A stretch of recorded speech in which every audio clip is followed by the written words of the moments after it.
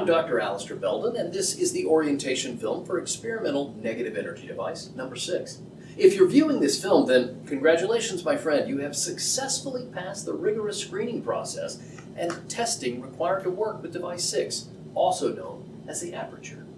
In a few moments, you and your team will be given a set of instructions on how to successfully operate device 6 and its many safety precautions. But first, some background. The Aperture, much like its predecessor, the looking glass, utilizes the Casimir effect to create an Einstein-Rosen bridge. However, in this instance, our engineers have stabilized it to form a transversible opening in space-time, allowing our teams to enter into the past or future for brief periods of time. We believe, and the data supports, that the opening that is created is actually a small pocket universe, like a small frozen branch of the main timeline.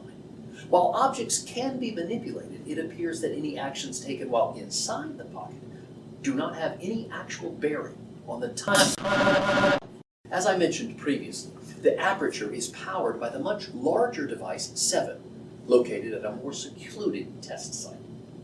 The significant electromagnetic energy and NED matter required to power the Aperture are generated at that location and siphoned off for use here.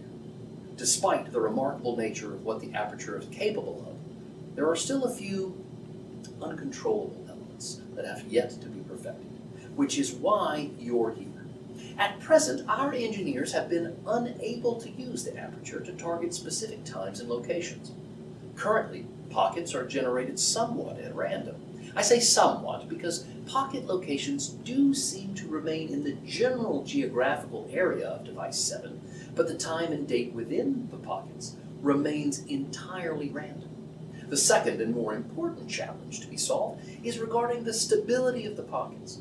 Once the Aperture has created a pocket of time, you and your team will have a limited amount of time to complete your tasks before it becomes unstable and collapses permanently.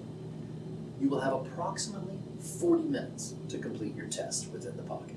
It is imperative that you leave as soon as the warning alarm sounds. Once a pocket collapses, any object left inside will collapse along with it. I repeat, do not linger once the alarm sounds. From that point forward, you will have 5 minutes to gather your equipment and exit the pocket prior to collapse. At this time, we have no data regarding what happens to objects when a collapse occurs. We do not know where or when. The device you have volunteered to study is highly volatile and potentially dangerous. But over the course of the next 4 hours, we will demonstrate the elaborate safety measures that have been put in place to assure your safety. Other side effects may include temporary memory loss, numbness or tingling of the limbs, patches of transparent skin, the sudden ability to hear others' thoughts, a new or worsening fear of clowns, the sudden belief that you are a robot, death, a sudden inability to recognize yourself in the mirror, or any other altered state of consciousness that might last more than 48 hours. And finally, if you or your wife wish to become pregnant in the next 24 to 48 hours, you may wish to recuse yourself from these tests, as the electromagnetic levels of the Aperture have potential harmful effects on male fertility. Right now, you may be asking yourself, but Dr. Belden, just how dangerous are these pockets? What was in that phone book of a contract that I signed? Am I in danger?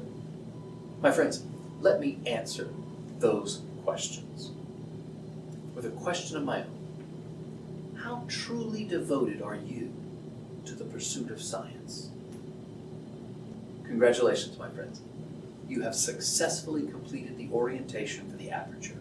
On behalf of myself, Dr. Albright, and all of us here at the Institute, we thank you for your participation, and we hope we can count on you for another round of successful tests. Good luck.